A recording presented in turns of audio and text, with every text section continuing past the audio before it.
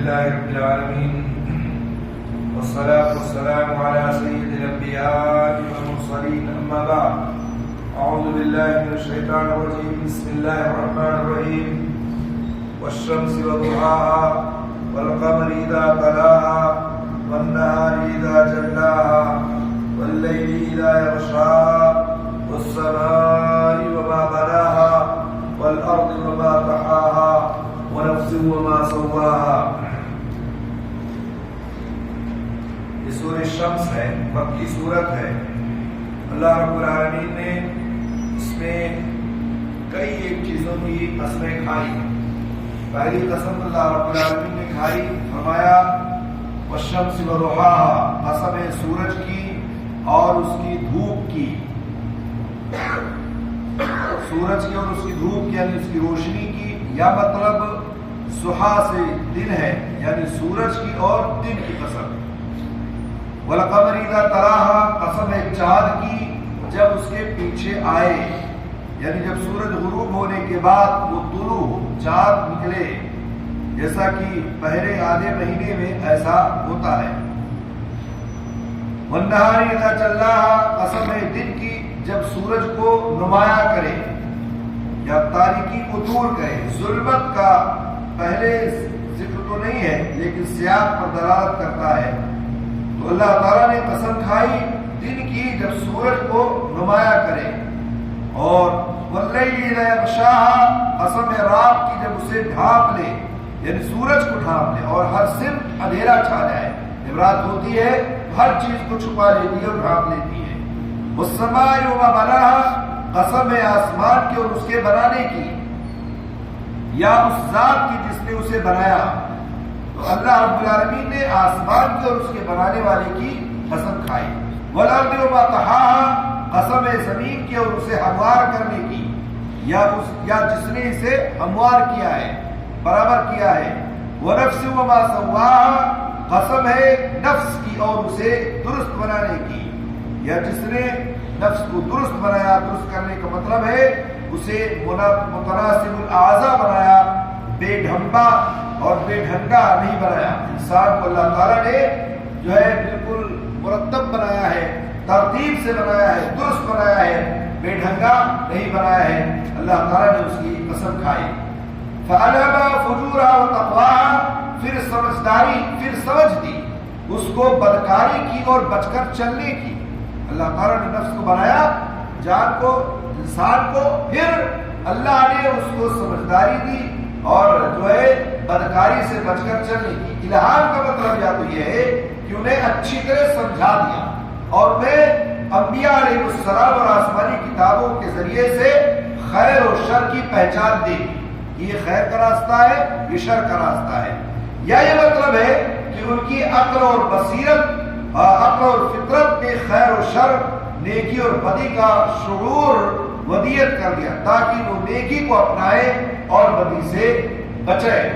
اللہ تعالیٰ نے انسان کی جس میں فطرت ہے، فطرت کو رکھ دیا کہ وہ اس خود جانتا ہے کہ اچھی چیز ہے بری چیز ہے، اور انسان اسی حساب سے اسے بچتا ہے اور اس حساب سے نیکی کا کام کرتا ہے. قد افلح من زکاها، جس نے اسے پاک کیا وہ کامیاب ہوا. کس سے پاک کیا؟ شرک سے، معصیت سے، اخلاقی آرائشوں سے پاک کیا. اخروی فوز و فلاح سے ہمکنار ہو گیا. تو جس نے اسے پاک کیا وہ کامیاب ہو گیا. وقد خاب من دساها، اور جس نے اسے خاک میں ملا دیا وہ ناکام ہوا. یعنی جس نے اسے گمراہ کر لیا وہ خسارے میں رہا. دس، یہ تنصیص سے جس کے معنی ہے ایک چیز کو دوسری چیز میں چھپا دینا. دساها کے معنی ہوں گے جس نے اپنے نفس کو چھپا دیا اور اسے بیکار چھوڑ دیا اور اسے اللہ کی اطاعت اور صالح کے ساتھ مشغول نہیں کیا. تو اللہ تعالیٰ نے کہا جس نے اسے چھپایا، خاک ملا دیا، وہ ناکام ہوا. کذبت ثمود بطغواها، قوم ثمود نے اپنی سرکشی کے باعث جھٹلایا. قوم ثمود نے اپنی سرکشی کے باعث جھٹلایا.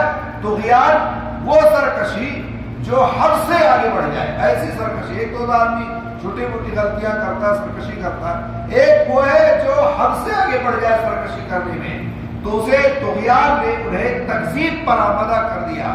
تو قوم سمود کا اللہ نے ذکر کیا کہ اپنی سرکشی کے باعث انہیں جھٹلایا. اذ بعث اشقاها، جب ان میں کا بڑا بدبخت اٹھ کھڑا ہوا. یعنی اس اونٹنی کو یہاں پر بدبخت جو اٹھ کھڑا ہوا، یہاں پر کہا کہ جس کا نام مفسرین نے قدار بن صالح بتلاتے ہیں.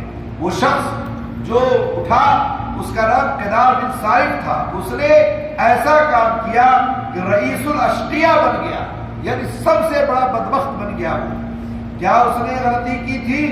اللہ تعالیٰ نے کہا فقال لهم رسول اللہ ناقۃ اللہ وسقیاها، انہیں اللہ کے رسول نے فرما دیا تھا کہ اللہ کی اونٹنی اور اس کے پینے کی باری کی حفاظت کرو.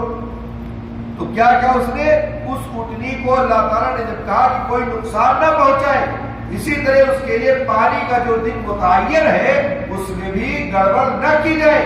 اونٹنی اور قوم ثمود دونوں کے لیے پانی کا ایک ایک دن متعین تھا. آج قوم کے لوگ پانی پیئیں گے اور آج دوسرے دن جو ہے اونٹنی پانی پیے گی.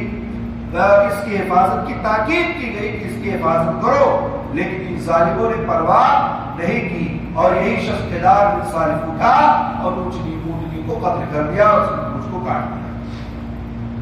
اس طرح سے اللہ تعالیٰ نے کہا کہ قوم ثمود کا یہ سرکش شخص جو تھا یہ بدبخت کو کھڑا ہوا اور اس نے یہ حرکت کی. فَكَذَّبُوهُ فَعَقَرُوهَا فَدَمْدَمَ عَلَيْهِمْ رَبُّهُم بِذَنبِهِمْ فَسَوَّاهَا. اللہ تعالیٰ نے کہا ان لوگوں نے اپنے پیغمبر کو جھوٹا سمجھ کر اس اونٹنی کی پوچھیں کاٹ دی. یعنی یہ کام جو ہوا یہ کام ایک ہی شخص قدار نے کیا تھا، لیکن چونکہ اس شرارت میں قوم بھی اس کے ساتھ تھی اس لیے اس نے سب کو برابر کا مجرم قرار دیا گیا. بعض دفعہ ہوتا ہے سردار ایک ہی ہوتا ہے.